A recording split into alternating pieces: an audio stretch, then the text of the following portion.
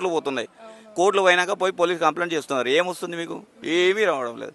At least ఇక్కడ మన 5 లక్షలు పెట్టినాం అనుకోండి, 605 గదాలు వస్తుంది. ఇవాళ కాకపోయినా 5 సంవత్సరాల తర్వాత మనకి ఇన్వెస్ట్మెంట్ వస్తుంది కదా. అట్లీస్ట్ మన పేరు మీద ల్యాండ్ అన్న పడి ఉంటుంది అక్కడ. ఎక్కడ పోదు ఆ ల్యాండ్ అయితే, మనకి ఎక్కడ పోదు, మన పేరు మీదే ఉంటుంది. వీళ్ళన్నీ పోర్టల్ అన్నీ రిజిస్ట్రేషన్ అవన్నీ ఇస్తున్నారు కదా మనకు. అన్నీ ఇస్తున్నారు కాబట్టి డెడ్ ఇన్వెస్ట్మెంట్ కింద పెట్టేయాలి అంతే. అంత మించి పేరు ఏం లేదు. ఇప్పుడున్న మన బిజీ జనరేషన్లో ఇలాంటి నేచర్లో మనం ఇన్వెస్ట్మెంట్ చేయడం కూడా చాలా కొత్త కాన్సెప్ట్. అది కూడా ఒక వెరైటీగా బాగుంటుంది పిల్లలకు. ఎందుకంటే ఎంతసేపు పిల్లలు సైకిల్ మోటార్లు కార్లు ఆటోలు తప్పించి ఈ అట్మాస్ఫియర్, మన ఫారెస్ట్ అట్మాస్ఫియర్ ఏమీ కనబడదు. ఈ పక్షులు కానీ ఇవన్నీ చూడడానికి ఏమీ లేకుంటుంది వాళ్ళకు.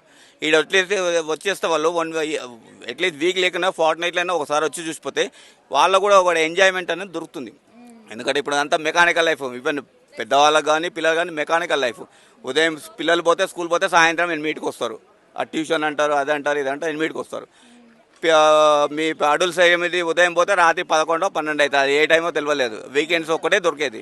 ఆ వీకెండ్స్లో ఒకసారి 15 రోజులకు ఒకసారి, మంత్కి ఒకసారి మీరు కూడా వచ్చి ఇక్కడ జస్ట్ ఎంజాయ్మెంట్ కింద రావచ్చు అన్నట్టు. ఇది ఒక మనకు ఏమంటాము, ఏంటివి ఏరియాలు ఏమంటారు,